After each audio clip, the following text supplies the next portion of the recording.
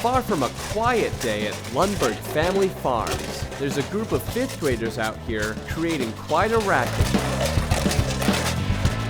It's all part of the annual Egg Aid.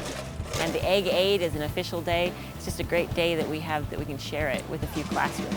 Today, these kids are flushing mother ducks out of the field.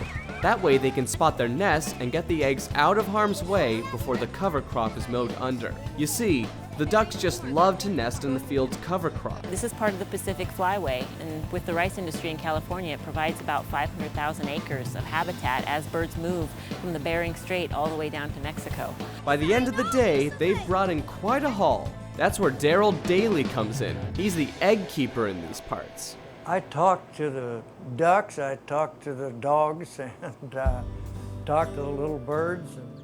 Daly knows a thing or two about giving duck eggs some TLC, because he's been doing it for quite a while. This is my 27th year, and I will go over 27,000 this year. It all started when Daly accidentally ran over a nest himself. And I salvaged 5 eggs, and I brought them home and hatched 4 of them. Soon after, the eggs just kept coming. Next year, the farmers would come with a hat full of eggs and said, well, you hatched these last year. Can you do some more? So I said, yeah. And the following year, there was more, and then the rest is history. Enter Lundberg Family Farms. We said, you know what, if we gather the eggs, how about if we send them to you and you can hatch them? After they're collected from the field, their first stop is an incubator. It's a delicate process that takes a watchful eye. These turn automatically, but to work on them or look at the eggs, I can work them manually. They turn every 3 or 4 hours automatically, because an egg does have to be turned. Mama turns her eggs. When the timing's right, it's on to the next stop. This is the hatcher, and there should be some hatching in there now. There's one just coming out of the egg right now. There are a few wood ducks and even wild turkey eggs too, but most of what you'll find here are mallards. They'll have their little bill up in the air pocket. See, he's pipped here. See where he's broken the shell out. And once they do that, they're breathing our air. It won't be long now. Watch this. Now you say, welcome to our world.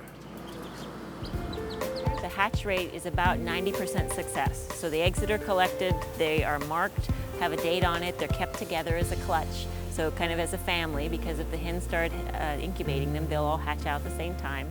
And we have good success, great success.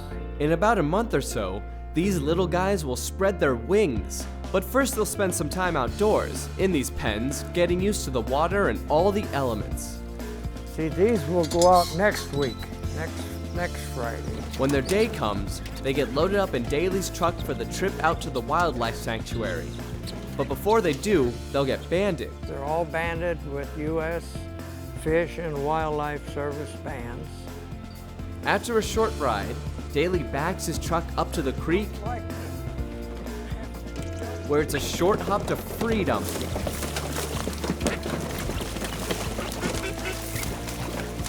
And they quickly disappear into the brush. And we know from band returns that the birds are integrating into wild populations, and that's exciting. And we've had band returns as far away as Gwynn, Minnesota, and the Mojave Desert, which is telling us that these birds that are being released are not only able to survive after they're being released, but they're integrating into wild populations. So that's a real success story. And as far as Daly goes, he has no plans to stop anytime soon.